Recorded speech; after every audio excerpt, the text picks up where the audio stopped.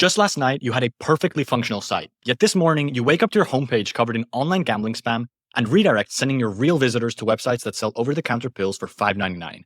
And this is all on the WordPress website you built for your client's restaurant business, dog training service, or worse, an e-commerce store that processes customer payment information.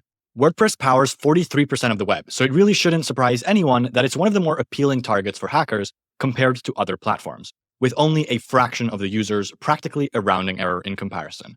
This is also why the topic of security almost always comes up along with the topic of WordPress, but there's tons of misinformation out there, some of which is shared with good intentions but ultimately still leads people to take the wrong steps to protect their sites from being one of the thousands of WordPress websites that are targeted every single day. So, in this video, we'll break down everything you need to know. Establishing the risk. Why would hackers attack your site? Let's start with where it all starts. Why would hackers attack your sites to begin with? We hear it all the time. I just have a simple site. It doesn't even process any financial information. Why would hackers even want to attack my agency's site or a site for a local dog trainer? The truth is, you don't need an e-commerce site, let alone a high-traffic one, to get attacked. Attackers generally don't handpick sites. They choose sites based on plugins they have installed as opposed to things like business size or other parameters. There also aren't lists. Attackers don't have time to waste compiling lists, only to then decide which sites they're going to target. Instead, they essentially just launch attacks against as many public IP addresses as they can, striking gold if there's a backdoor because of a vulnerability. Put simply, attacks are completely automated and targets are not chosen. There are a good number of plugins out there that are running on hundreds of thousands, if not millions of sites. And while the WordPress core code is frequently reviewed, plugin codebases almost always aren't subject to the same level of code review. So by now, we know to expect attackers to strike fast. Attackers monitor the WordPress repository for changelogs that mention security fixes, and are able to then launch attacks because they know that most people won't update the plugin right away. This is a big part of why we exist. PatchStack's virtual patching is able to protect you before plugins are updated, so your exposure window, the period during which your site is at risk, is practically zero. But hold that thought, we'll come back to how to protect your site in a moment. What are the consequences of getting attacked? I mean, what's the worst that could happen? If you've already had it happen to one of your sites, you've likely been traumatized enough and already know to take every possible precaution to ensure that it doesn't end up happening again. If not, here's just a taste of why your site being exploited is problematic. 1. For starters, think of the SEO consequences. Search engines evidently wouldn't want to send their users to infected sites. So a single attack is all it takes to tank your site's traffic. And not only is recovery not easy or fast, but often considering this is one of the biggest traffic sources for sites, it also comes with an impact on revenue. Number 2, when existing customers discover that a business they work with has been attacked, this can also have a significant negative brand impact. Number 3, ransomware. Waking up to an email or your site itself saying that you need to pay the attacker or they'll destroy the website you've built or infect it with more malware is actually very common. Number 4, malware and data theft. If you process payments, attackers could intercept the connection and steal your customer's payment information. Number 5, redirecting visitors occasionally as they navigate your site, in such a way that makes it hard to detect, which ultimately leads to the issue sticking around for longer before you realize and start working on a fix. And last but certainly not least, we have number 6, fines. Breaches of customer data can result in fines under data protection laws like GDPR, CCPA, various e-commerce payment processing regulations, I won't bore you with, and more, especially if you haven't taken reasonable security measures. So, how do hackers do it? How do attackers gain access to sites? Spoiler, it's really nothing like the movies. There's very little typing involved, and it really is all about exploiting logical errors and the absence of security measures. One of the most common methods is exploiting vulnerabilities. Once the hackers know about a vulnerability, their first goal is to get access to a privileged user account. Think administrator access. And as you'd expect, once they have access, they can easily upload malware and start wreaking havoc. They can get this access in a few ways. Number 1 is session hijacking. Whenever you log into your website, your browser saves a session cookie. Attackers love this because they don't need to worry about passwords to log in. Typically, they need to access the device where your initial login took place. They cooperate with other cyber criminals to get this. More specifically, the ones that focus on infecting devices via installable software. Number 2, brute force attacks. It's safe to say that if a page is publicly accessible on the internet, it's almost guaranteed to have been targeted by a brute force attack. They're launched from large networks, often referred to as botnets, of previously compromised sites. These bots are set up to perform attacks using word lists and millions of combinations of made-up as well as legitimate leaked usernames and passwords. Number 3, leaked credentials. Your tech stack can do everything in its power to protect you, but if one of your users still chooses to make their password pizza123, it won't make much of a difference. And unfortunately, most people still use the same email and password combinations on different websites, many of which also store this information in plain text. The result of this is that as soon as one of those sites is compromised, attackers are able to test your credentials on other accounts. Password dumps like this are common and bestsellers in different illegitimate marketplaces.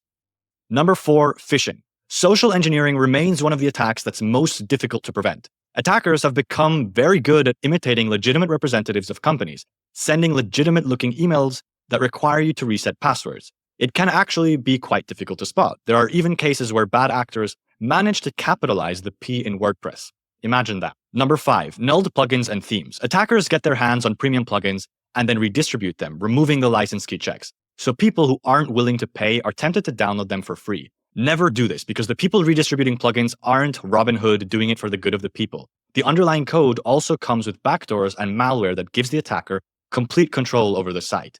I really cannot emphasize this enough. Even if you just want to test a feature on a plugin, do not use nulled plugins. Reach out to the developer, try to get a sandbox site set up, or take advantage of their refund policy. But people infecting their sites by doing this is far more common than it should be. And number 6, plugins with backdoors. If developers get tired of maintaining a plugin, often free, they can decide to sell or hand it over. Attackers look for opportunities like this that allow them to take over a plugin and release a backdoor as a part of an official update. In 2023 alone, we added 5,948 vulnerabilities to the PatchStack vulnerability database. That was 24% more than in the prior year.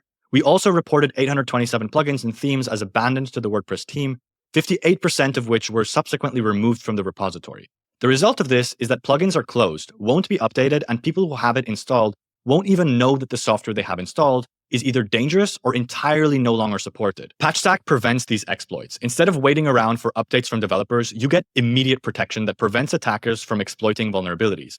When hackers try to take advantage of the vulnerability, they'll simply be blocked. Your website code and performance won't be affected, but you'll have more time to wait and subsequently apply the developer's updates at a time that's convenient for you. How can you protect your sites? So, what should you be doing to protect your WordPress sites? Operating under the assumption that I'll be fine, I'm only running plugins built by reputable developers and use Cloudflare in front of my site, so it's super unlikely that something will happen, is something that may get you by and won't ever result in a problem on small brochure sites. But if we're talking about what we would call a money site, whatever that site may be for you, in short, you're working with customer data, and it makes money that supports your livelihoods or the livelihoods of your clients. The approach of running reputable plugins and using Cloudflare, which realistically is the bare minimum for any site, simply won't cut it. To put it simply, if you want peace, prepare for war. Feeling peace of mind will give you a false sense of security, which we've seen lead some of the most security-conscious people to being attacked. Expect to be compromised, know exactly where the entry points are, and map your attack surface. Think of cybersecurity with a Swiss cheese model. Not the one you'll want for your raclette nights, but in the sense that security has multiple layers. You can never just have one method to keep you 100% safe. Each layer has flaws which, if aligned, will allow an incident to take place. Layer 1, protecting your network layer. This is the first layer your incoming traffic will hit. You should rely on a good network layer security tool like Cloudflare to help you mitigate DDoS attacks, filter out bot traffic, force SSL and TLS encryption, and ensure all traffic is only able to make requests over HTTPS. Cloudflare is a great tool for this, as it can do all of the above before traffic hits your origin server, which is what you want. Your server shouldn't have to process any requests originating from bot traffic. However, firewalls from services like Cloudflare, when security levels are raised, can block legitimate visitors from accessing your website. Layer 2, the server layer. You'll want to rely on WordPress hosting that provides the following services. 1. Server configuration and isolation. If you work with a hosting provider that does not properly isolate different servers they sell, shared hosting is frequently a culprit here. One server being attacked can also lead to the rest being compromised. Number 2, server-side malware scanning. Do not rely on any plugin-based malware scanners, as these are typically the first to be tampered with in an attack. Instead, get hosting with server-side scanning included. And number 3, regular backups. Layer number 3, the application layer. The application layer, your plugins, themes, and custom-built functionality, is the most important because it is also where the most frequent changes occur.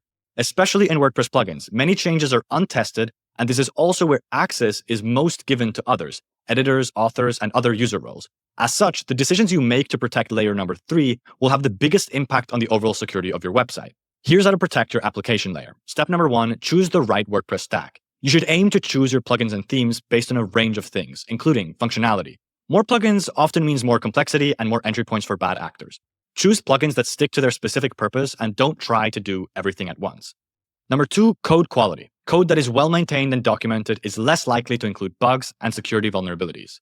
Security practices. Plugins should have a security point of contact and should release patches without delay. If they're a part of a managed vulnerability disclosure program like Patchstacks, that's also a big plus. And reputation. Choose trusted developers who are active in providing support and are involved in community discussions. Step number 2. Don't just rely on plugin developers. Developers can't always issue an update in time, and you may not be at your computer the moment a vulnerability is discovered and starts getting exploited. This isn't just about their credibility or developers not being skilled enough.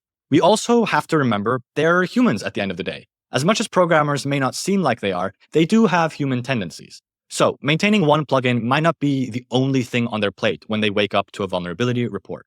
To curb this problem, you can rely on maintenance and vulnerability reporting. Maintenance in the sense that you should update plugins as soon as possible and prioritize ones that are security fixes. And vulnerability management and mitigation reduces the ability for attackers to exploit your site with the help of virtual patches that are applied to your site automatically without changing the code or disrupting performance.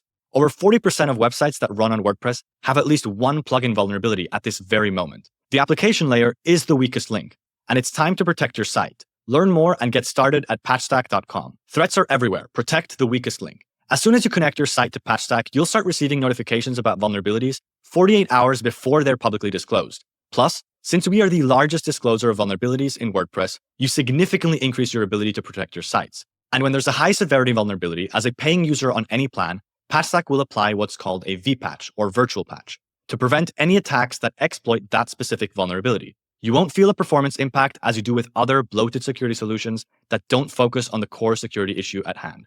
And you don't need to rush to update your plugins or change anything on your site to apply these patches. They're designed to give you more time to update the plugin, even if the developer doesn't immediately push an update, so you and your team can stick to your preferred day of the week to perform plugin updates on your schedule.